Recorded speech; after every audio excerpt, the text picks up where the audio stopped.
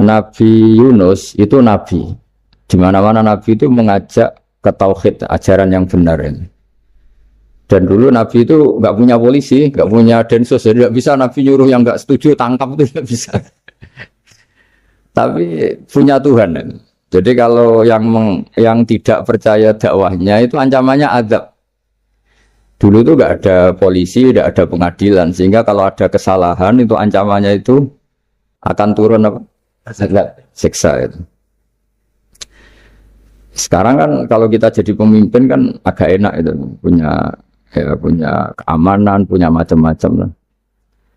Singkat cerita sudah dakwah sekian tahun itu umatnya nggak percaya kalau beliau seorang nabi bahwa ajaran tauhid itu benar. Akhirnya cerita ini terkenal sekali, mungkin beberapa terputus ya, tapi terputus cerita ini saya ceritakan secara lengkap.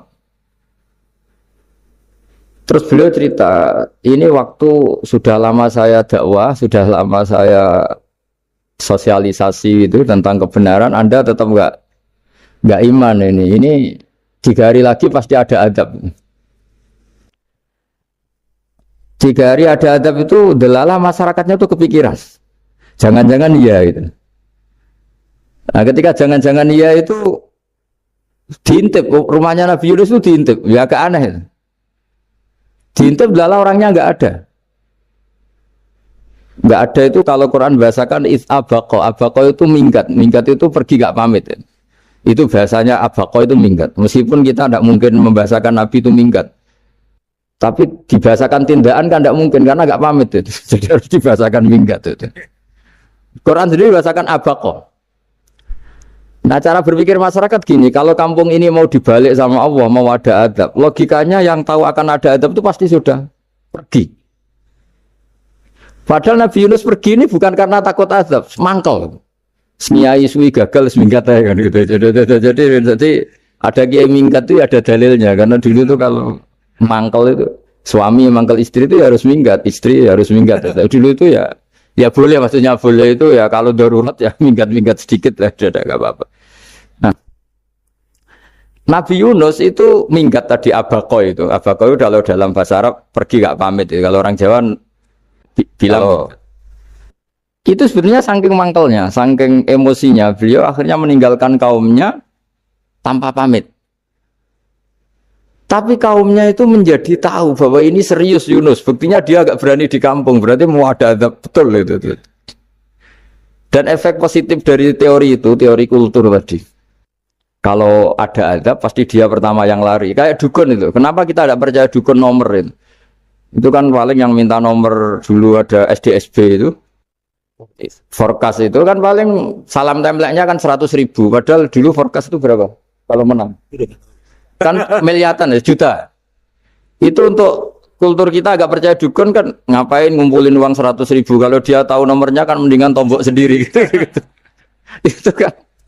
Jadi orang itu mesti punya membenarkan sesuatu atau membohongkan itu.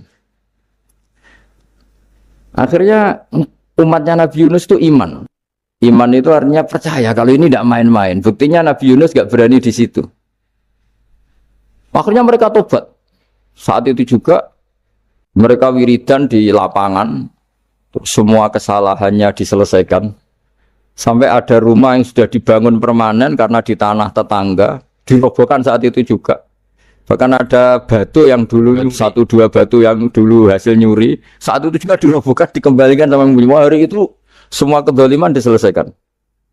Ini penting saya utarakan, jadi tobat itu tidak hanya istighfar. Kalau istighfar ribet, tobatnya orang punya utang terus istighfar gitu kan ribet. Kan ribet itu. Ada punya utang terus minta maaf itu kan ribet itu. Harus diselesaikan itu. Tobat. Tobat diterima sama Allah. Batas akhir finish dari harusnya ada adab misalnya Senin, Selasa, Rebu. Harusnya Rebu itu sudah kena adab. Ternyata Rebu itu tidak kena adab. Nabi Yunus sebetulnya juga penasaran kampungnya itu kena azab enggak. Dilihat dari jauh ternyata enggak. Tambah kecewa dia. Ya gitu. Wah ini saya kalau pulang mesti dibunuh karena saya ada pembohong. Di masyarakat situ ada aturan siapa yang bohong dibunuh. Padahal Nabi Yunus ngumumkan nanti Rabu ada azab. Kira-kira gitu loh. Ternyata Rebo itu tidak ada, makanya dia sudah di batas kampung kembali lagi, kembali minggat lagi karena nanti pulang pasti dibunuh karena dia kebohong. Ya akhirnya masyhur itu, terus dia ikut nelayan sekenanya, yang penting lari dari kampung, ikut nelayan sekenanya. Zaman itu, ini saya ulang lagi zaman itu. Nanti ini efeknya nanti ke tauhid. Zaman itu para nelayan tuh kayak sepakat. Kalau ada kapal atau perahu kok mau tenggelam, itu pasti ada yang minggat. Hanya minggat itu pergi tidak terhormat itu. Terus fasahama fakana minal mudkhadin. Nah, dulu itu orang sudah punya peradaban. Ini cerita kultur, sudah punya peradaban. Punya peradaban. Ya sekarang gini, kalau nyemplungkan salah satu kan tidak adil diundi. Diundi. Ternyata yang keluar dia Nabi Yunus. Terus mereka tahu ini orang nggak pantas dikorbankan. Dan Nabi di mana-mana itu ganteng. Orang Allah itu punya sunnah itu unik. Nabi itu harus paling ganteng di kampungnya. Nasabnya juga harus paling baik. Kabar-kabarnya juga istrinya harus paling cantik. Itu memang aturannya gitu. Nggak tahu saya. Dulu saya juga janggal. Kenapa Nabi aturannya harus gitu? Tak angen-angen di pemimpinnya LU izin itu. Maksudnya misalnya.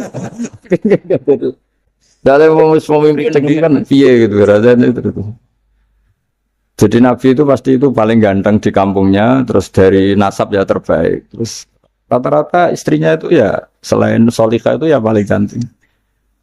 Karena ya dibully kan, sowar tidak jadi Nabi, nak bujane elek kan ya ribet kalau misalnya ada yang bully gitu kan juga ribet. Singkat cerita terus dia akhirnya ditenggelamkan, dibuang. Karena beliau seorang nabi, faltaqomahul khut, beliau ditelan ya. Iltiqom itu tidak digigit, ditelan ya. Karena ditelan beliau tidak ngalami dikunyah, ditelan. Iltiqom itu ditelan. Karena beliau seorang nabi di dalam batnil khut itu di perut itu dia wiridan, dan barokahnya wiridan itu perut ikan ini menjadi masjid. Dia nyaman di situ nyaman. Nah terus ngalami karomah lah, andekan wali itu ngalamin karomah. Nah kesimpulan dari cerita ini itu apa? Masyarakat itu akan selalu dengan kulturnya sendiri. Para nabi juga punya sendiri. Dan Allah yang ngelola itu semua. Saya ulang lagi, Allah yang ngelola itu semua. Makanya terus dua kultur ini, kalau Allah menghendaki itu gampang sekali. Akhirnya yang terjadi apa? Nabi Yunus jadi kasih sanksi Allah karena pergi tidak pamit. Masyarakatnya justru enggak, karena tobat. Dan tobatnya masyarakatnya ini karena kekeliruan Nabi Yunus. Keliru dengan makna bukan dosa.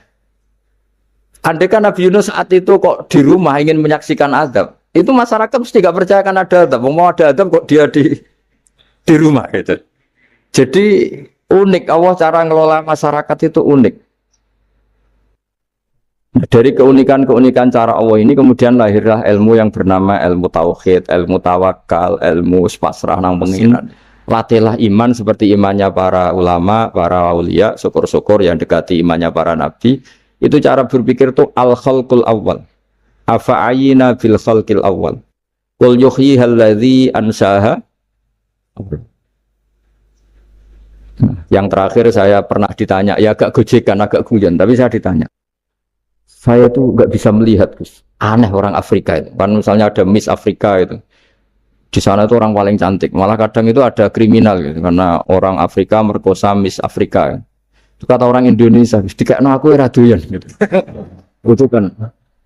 Itu lah ini kan secara syariat. Mungkin lelaki itu punya rasa dengan perempuan itu ya kalau berpakaian seronok atau gimana secara teori. Tapi sebetulnya oke itu benar. Tapi sebetulnya ada ansa'aha awala bar. Orang Indonesia itu didesain gak suka orang Afrika. Orang Afrika ya didesain gak suka orang Indonesia. Sehingga orang-orang Afrika kalau melihat orang Indonesia yang paling cantik mungkin ya iskal. Wong cempeh kayak gampang gitu kok cantik gitu. Mungkin perasaannya cowok-cowok Afrika gitu. Itu cantiknya di mana? Orang Indonesia kebalik kan. Kalau cowok-cowok Indonesia ngelihat Miss Afrika cantiknya itu nang ndi gitu. Kok sampai ada pemerkosaan tuh apa itu? Nah itu menunjukkan Allah yang Maha Kuasa. Allah itu mendesain gennya orang sana. Beda dengan kita. Ya itu bukti bahwa Allah itu nggak bisa. Ya sudah semuanya mendesain. Itu bukti bahwa manusia itu bisa apa di depan kok. Orang kayak Afrika kok disuruh bilang cantik, kita kan protes. Cantiknya di mana? Mungkin orang sana juga protes ke kita. Orang Jawa cempeh itu kok cantiknya deh. Itu orang-orang Indonesia kalau melihat bule cantik itu kan kalau temukan janggal. Orang-orang Jogja, bule wayune nang ndi gitu. Kulitnya gitu kan ya sama mereka juga bilang kita mungkin seperti itu namanya didesain ansyaha awal marah sudah memang desainnya seperti itu. Nah di sini supaya kita ingat nah ingat bahwa hati juga gitu. Ketika kita cinta istri itu janggal betul kalau terjadi konflik. Tapi kalau sedang konflik itu janggal betul terjadi perdamaian.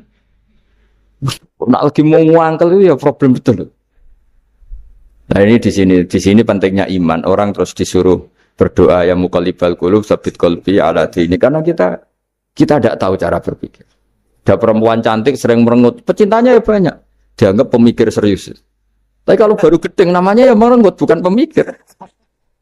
Orang senyum itu kita seneng gitu. Tapi kalau baru nggak seneng murahan guyu. Itu jadi unik. Hanya sama, tapi cara nganalisis beda. Tinggal sedang seneng apa enggak. Lucu kan? Ada orang anteng di rumah, itu kalau lagi seneng ya, oh itu anteng enggak banyak ngeluyur. Tapi baru enggak seneng, seneng ngomah ya nganggur. Nah itu kita tidak pernah tahu, kita simpulkan apa itu tidak pernah. Makanya pernah ada orang wisata datang ke sini tak nasihatin. Orang wisata itu kan senang di kampung-kampung yang terbelakang gitu, melihat orang manusia pohon, melihat apa. Terus saya bilang, itu kan kasihan kan, masa manusia jadi objek. Bahkan kalau mereka jadi modern, jadi gak menarik kan. Padahal kita yang orang pendidikan kan inginnya mereka terentas lah dari kultur itu. Ya itu kan gak sambung kan. Yang satu bilang unik, masyarakatnya masih unik, masih naik-naik pohon. Tapi bagi orang pendidikan kan tersiksa kan, ini bangsa kita, warga kita kok masih seperti itu. Makanya orang wisata itu nasihati, kamu ke sana itu niat melihat apa niat mengentas? Kalau niat mengentas, tak jamin ada pahala kan. Enggak Gus, mau niat mengentas katanya. Niatnya baru sekarang apa mulai dulu-dulu? Baru sekarang. Dan ini cerita dari manusia itu semudah itu, Pak. Nah, setelah kamu ngaji ini, kamu tidak akan janggal terhadap kenapa Nabi itu begitu santai. Ketika tadi makanan misalnya satu wadah itu cukup untuk orang 300. Sampai Jabir yang undang Nabi kan hanya kambing kecil. Cukup orang 6. Ternyata Nabi ngajak orang 300 lebih. Tapi Nabi bilang ya sudah semuanya makan cukup. Kata-kata Nabi kan zaman dulu belum ada beras, belum ada Allah itu bisa kok mengenyangkan malaikat tanpa makan gitu. Susahnya apa ngenyangkan manusianya dengan nasi sedikit itu ya Nabi ya santai aja, semuanya kenyang santai. Ya ini itu iman-iman yang sudah benar-benar awal amarah sudah. Allah tidak harus terdikte oleh nasi. Kalau nasi sedikit harus cukup orang sedikit. Kalau banyak harus orang banyak. Allah tidak perlu kena aturan itu semua. Tidak perlu. Misalnya ini Tuhan kata kok kamu atur itu gimana? Tidak bisa.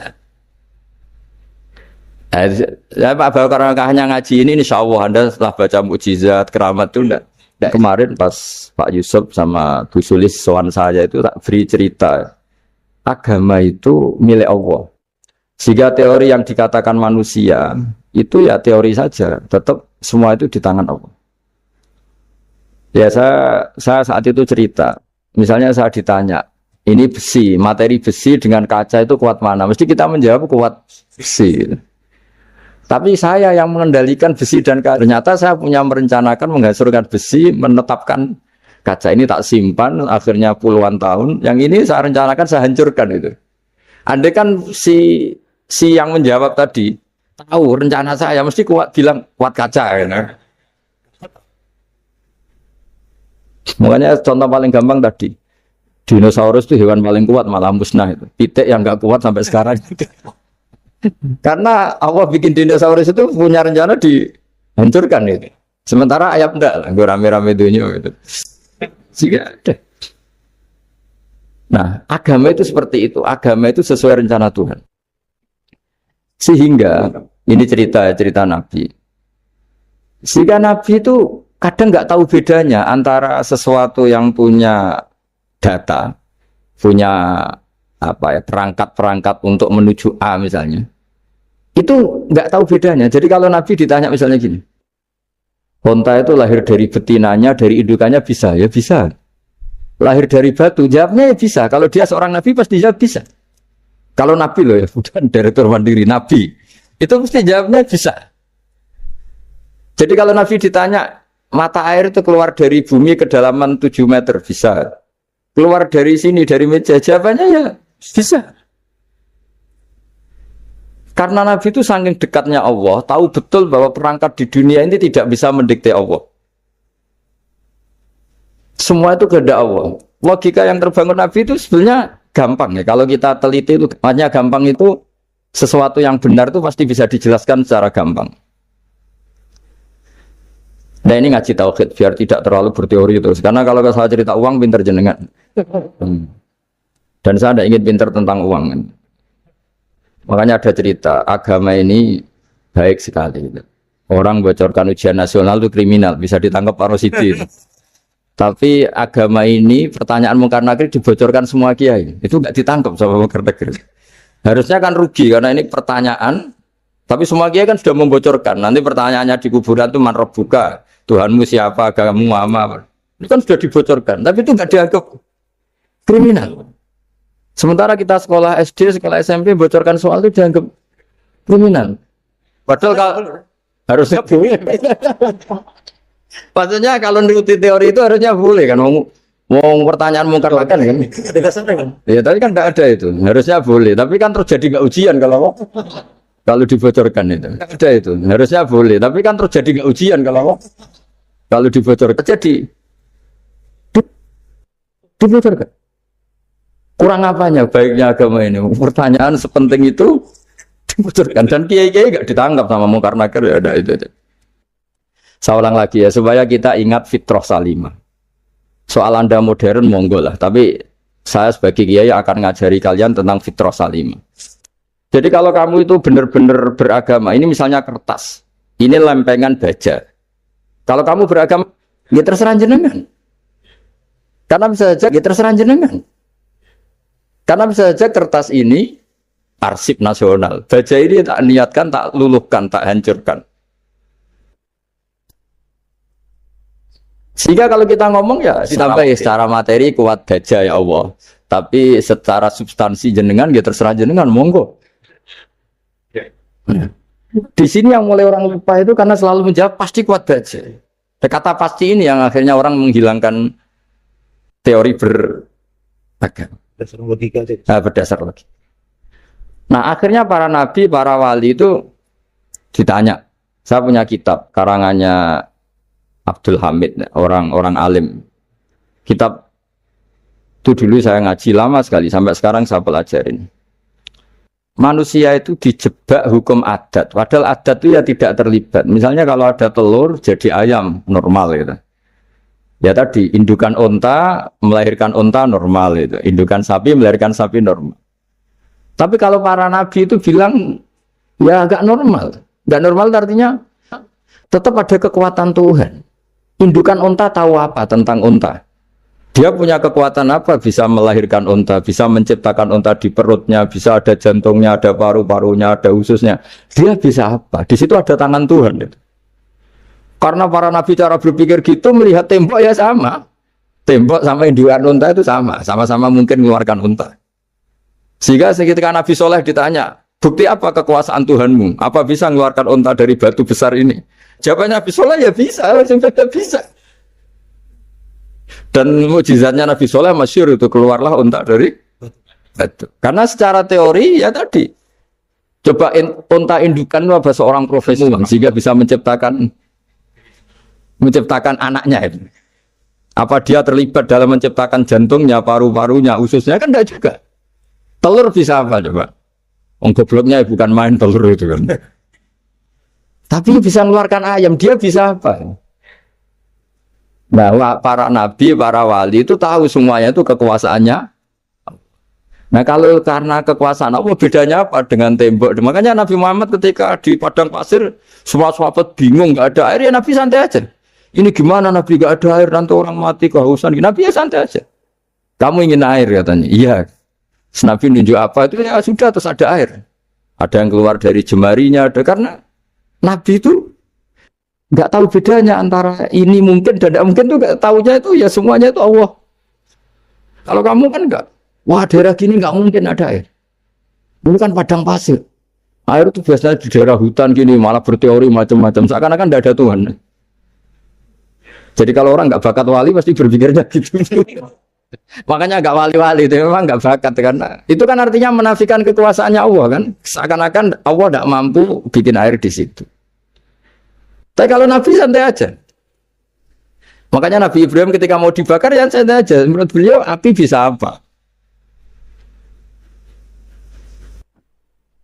Jadi itu meskipun hukum adat itu ya selalu berjalan ya. Normalnya api yang membakar di padang pasir, normalnya ya nggak ada air, normalnya batu ya nggak mengeluarkan onta. Tapi kamu jangan terjebak oleh keseharian yang Anda lihat. Tetap di balik itu ada kekuasaannya Allah Subhanahu wa Ta'ala. Nah ini yang namanya iman. Dengan iman seperti itu nanti ketika kita mati itu ya santai saja. Ketika kita hidup ya tidak tahu oksigen itu apa masuk ke tubuh kita sistemnya kayak apa, jantung kita ada ikut bikin, paru-paru kita. Artinya zaman kita hidup pun sebenarnya kita tidak bisa ngelola kehidupan itu tidak bisa. Nah kalau sama nggak bisa nanti setelah mati juga tidak bisa. Ya sudah ketika kita hidup yang ngelola juga Allah, ketika mati juga yang ngelola. Bedanya apa? Nah, ini di sini terus kita dilatih inna sholati wa nusuki wa mahyaya wa mamati lillahi rabbil alamin. Tapi kenapa kita ragu terhadap kehidupan setelah kematian? Karena ketika kita hidup seakan-akan kita tahu cara hidup. Ya Allah itu tersinggung betul ketika ada orang merasa bisa ngelola cara hidupnya. Makanya kata Allah kalau gojlok orang-orang yang kepedean itu, kalau kamu top, mbok jangan mati. Itu falaula in kuntum ghairu madinin tarji'unaha in kuntum shadiqin. Kalau kamu merasa top itu jangan mati. Di mana-mana mati itu tidak top. Falaula idza balaghatil khulqum wa antum khina idin tanzurun. Ketika nyawa kamu sudah sampai kerongkongan, kamu tarik lagi supaya kamu tidak mati. Mati itu tidak top. Katanya kamu top kok. Mati. Jangan mati. Kalau top itu jangan mati, jangan miskin, jangan tua, jangan jadi jelek. Pokoknya top terus gitu. Itu digosel sama Allah. Tapi orang itu lupa bahwa nah ketika sehat begini kita seakan-akan ngelola kehidupan. Nah gara-gara merasa ngelola seakan-akan kalau mati lalu saya gimana ya kalau mati? Di kuburan ngapain? Terus kantornya gimana? Kerjanya di mana? Ya udah usah begitu. Nah ini di sini pentingnya tauhid. Orang dilatih berpikir al-khalqul awal. Afa'ayina bil khalqil awal. Kalau dalam bahasa Yasin disebut qul yuhyihal ladzi ansha'aha awwala marrah. Jadi agama itu orang dilatih membayangkan pertama hubungan kita dengan Allah. Misalnya manusia pertama itu siapa? Adam.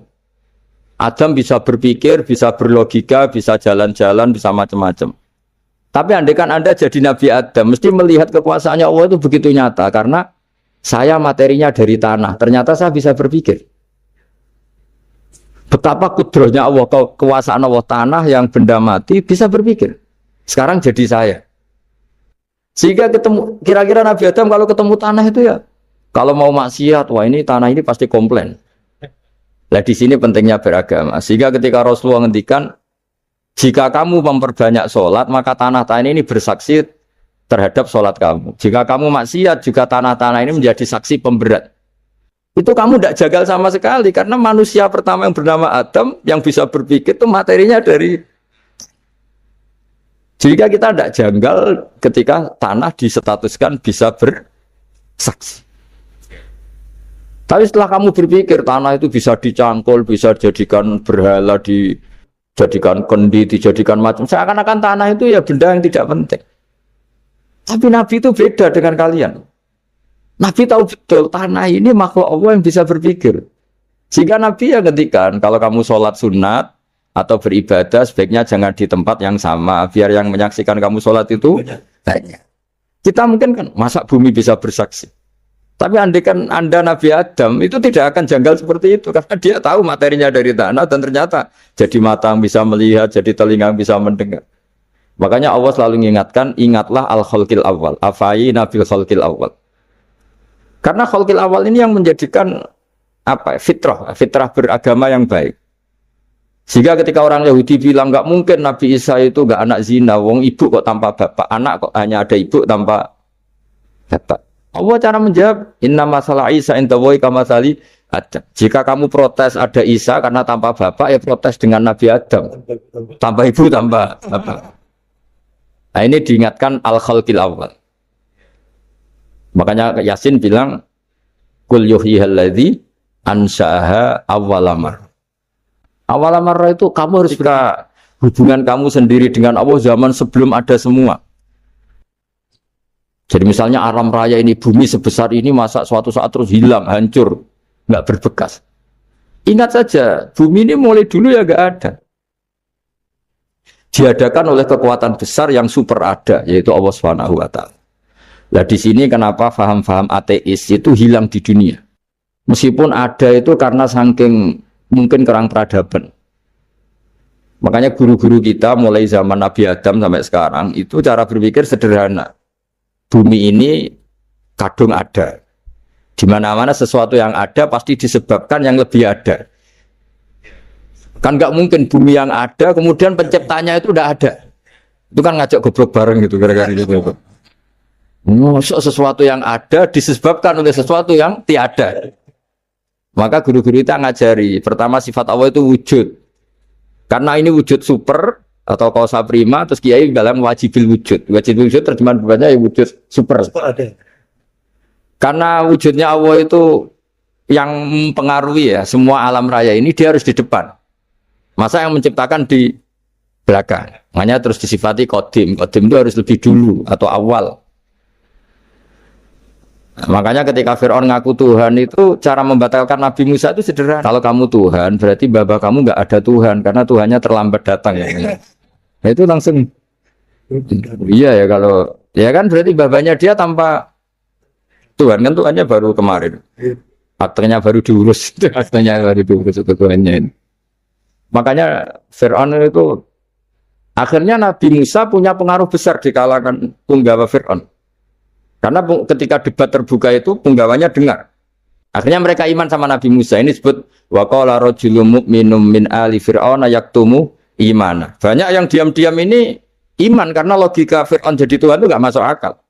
Yang benar adalah Tuhannya Nabi Musa. Nah orang-orang ini itu ya dibilang enggak loyal ya pokoknya dia iman. Dan dia juga yang ikut rapat. Besok Musa tangkap. Karena mereka sudah iman sama Musa terus sebelum eksekusi itu datang, ini datang ke Musa. Tadi malam saya ikut rapat, keputusannya Anda ditangkap mau dibunuh, jangan lari saja. Jadi kan nggak bisa disebut pengkhianatan, kan ini orang baik. Jadi malamnya ikut rapat, besok Musa tangkap bunuh. Iya, Nabi Musa paginya sebelum di itu, Musa, saya nanti malam ikut rapat dan keputusannya Anda ditangkap dibunuh, kamu lari saja sekarang. Nah, kenapa iman? Karena logika yang dibangun Nabi Musa. Makanya ciri utama kebenaran itu bal naqdhifu bil haqqi 'alal batil fayadmaghuhu fa idza huwa zahid. Kebenaran sejati itu boleh diuji di mana saja. Dan Anda tidak usah khawatir kebenaran sejati itu kalah. Pasti menang. Kalau kebenaran itu kebenaran sejati pasti menang. Nah, di sini terus ada ulama-ulama kayak banyak lah termasuk di Indonesia kayak Pak Quraisy kayak yang nyaman saja anak-anak merasa kebenaran sejati itu tidak akan kalah. Sehingga ketika ada negara yang begitu maju, saya pernah ditanya sama orang yang kuliah di Inggris, di Swiss, Gus, saya ini kan orang Indonesia, tapi pengagum negara Swiss, Swedia, negara di sana itu makmur, terus tertib. Bagaimana saya tetap mencintai Islam, yang secara lahir itu, kadang-kadang beberapa negara Islam itu kacau. Ada seorang mahasiswa tanya gitu. Dia tanya, cara ingat Allah, ya membela Islam kira-kira. Terus berita, tak kasih tahu dia. Ketika Anda muji negara-negara itu makmur, sejahtera, itu sebetulnya tetap utang jasa terbesar itu sama Tuhan. Pejabat bisa apa ketika Allah misalnya nggak bikin air? Negara bisa apa? Misalnya ketika Allah itu nggak bikin oksigen. Tetap semua ketertiban itu karena kehendak Allah. Berarti utang jasa kamu di negara manapun tetap sama Allah, bukan pada yang lain. Bahwa ada hukum sosial manusia, oke lah, kedua, ketiga, dia harus terima. Hanya dia sadar. Nah, masalahnya kita ketika di negara yang makmur gitu, pikiran kita, oh, presidennya hebat, menterinya hebat, tata sosialnya hebat. Oke, nggak apa-apa, muji manusia itu nggak apa-apa. Tapi tetap itu semua di bawah muji Allah Subhanahu wa Ta'ala. Ada air begini ciptaan Allah, ada oksigen sehat ciptaannya Allah. Sehingga muji pertama itu kepada apa artinya kehebatan manusia ketika ada gempa besar, ada likuifaksi, ada macam-macam. Nah, maksud saya ngaji di sini, ingat Allah itu dengan cara seperti itu. Sehingga ketika kita hidup di negara manapun, ya utang jasa pertama pikiran kita sama Allah Subhanahu wa Ta'ala. Tapi kalau enggak, kamu terjebak hukum adat tadi. Di mana-mana ayam itu yang mengeluarkan telur, telur mengeluarkan ayam. Enggak bisa bantu batu ini mengeluarkan ayam. Keliru kamu. Ketika ayam mengeluarkan telur, memangnya ayam itu bisa? Apa dia berpikir sekolah dulu gimana ya cara punya telur? Tidak juga. Tidak bergerak juga. Apa ketika mata kamu bisa melihat terus kamu merencanakan gimana ya mata supaya bisa melihat? Ya tahu-tahu sudah melihat.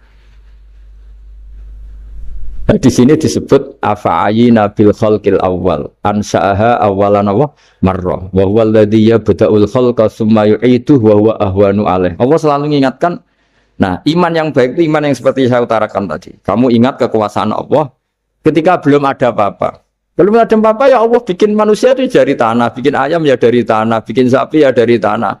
Bahkan semuanya dari ketiadaan. Nah, dengan iman seperti itu, nanti kalau kamu ngaji hadis, Nabi bisa mengeluarkan air dari apa? Dari jemarinya. Terus Nabi Ibrahim dibakar gak apa-apa. Nabi Soleh bisa mengeluarkan unta dari batu besar. Nabi Musa bisa menyibak laut hanya dengan tongkatnya. Itu semuanya kamu tidak jangka. Karena tadi ingat bahwa kekuasaan Allah itu tidak terbatas. Itu cara iman yang benar. Sehingga nanti ketika kita mati juga gitu. Ketika kita hidup ya tidak bisa ngatur jantung kita, paru-paru kita. Pasti sama lah. Setelah kita mati juga tidak bisa ngatur. Yang hanya ngatur Allah Subhanahu wa Ta'ala. Hidup kita dalam kendali Allah, mati kita dalam kendali Allah. Ya sudah, terus kita mati ya nyaman saja. Saking nyamannya itu orang-orang soleh kalau mati itu jarang berdoa. Bukan karena apa-apa. Kalau berdoa itu resikonya kan gini. Mustajab enggak ya? Dikabulkan enggak itu? Itu menjadikan setan punya peluang masuk diganggu. Makanya ajarannya Nabi, mangkana akhiru kalamihi la ilaha illallah wa fi riwayatin Allah dakhalal jannah. Jadi kalau mau mati bersaksi saja. Sudah ini enggak saatnya berdoa, saatnya bersaksi. Makanya hanya disuruh bilang Allah, Allah, Allah. Dan supaya ini menjadi akhir kalimat. Sehingga nanti keren lah. Ketika ketemu Allah, apa akhir kalimat kamu yang kamu lafadzkan Allah, Allah. Jika di kitab-kitab diterangkan, ketika orang tua kamu mau mati sudah bilang Allah, jangan tanya hutang di mana ya? Tabungannya di mana ya? Terakhir jawab mandiri terus mati lah. Gak boleh ditanya lagi. Sekali ditanya nanti akhir kalimatnya mandiri. Itu gak boleh. Jadi sekali sudah bilang Allah, jangan ditanya lagi. Pak, tabungannya di bank mana kamu? Bahayanya sekali jawab mandiri terus mati berarti akhir kalimatnya itu mandiri. Makanya harus akhir. Jangan nanti statusnya itu mangkana akhiru kalami. Memang akhir dari yang dikatakan itu kata Allah. Nah sebetulnya teks hadis itu la ilaha illallah. Ini pinternya Kiai Jawa. Lagi-lagi kembali ke kultur. Kiai Jawa itu kiai yang bisa modifikasi kultur. Sebetulnya kalimat hadis itu yang masyhur, itu yang populer itu la ilaha illallah. Tapi Kiai Jawa itu, dan itu ngikuti kitab-kitab Arab juga, kitab-kitab. La ilaha illallah itu resikonya tinggi, karena ada Tuhan yang berhak disembah kecuali Allah. Ada kata la ilaha ini. Nah takutnya pas la ilaha sudah mati.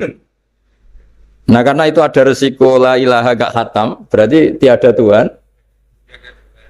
Nah sehingga karena ini dianggap riskan, ya terus Kiai Jawa ngajari sudah lah, gak usah kepanjangan ya sudah Allah, Allah, Allah. Jadi itu sudah agak-agak rekayasa lah, agak-agak istihad gitu. Maksudnya itu sebenarnya teks panduannya itu la ilaha illallah. Teks panduannya. Tapi kiai-kiai itu tentu yang paling tahu tentang kehendak Nabi karena nekuni ilmu itu lama sekali. Kita ngikuti cara-cara yang ditentukan para kiai. Karena tadi la ilaha illallah itu kan ada kalimat yang tadi ya, tiada Tuhan kan. Nah, kata tiada Tuhan ini yang dianggap riskan kalau nggak khatam. Daripada potensi itu terus kiai-kiai ya agak-agak improvisasi lah, itu memang ya sudahlah, Allah Allah. Nah, supaya itu menjadi akhir kalimat, ya saya ulang lagi, menjadi apa? Akhir kalimat. Setelah itu kata kitab-kitab jangan tanya hal lain. Ya, sekali ditanya nanti dia akan ngelafatkan hal lain itu. Ya tadi misalnya tabungannya di mana gitu kan. Misalnya sini. Nah, yang ribet kalau wong kuno itu neng laci, neng sorogan. Berarti kalimat terakhirnya ya laci sorogan. Ya, saya kira demikian. Assalamualaikum warahmatullahi wabarakatuh.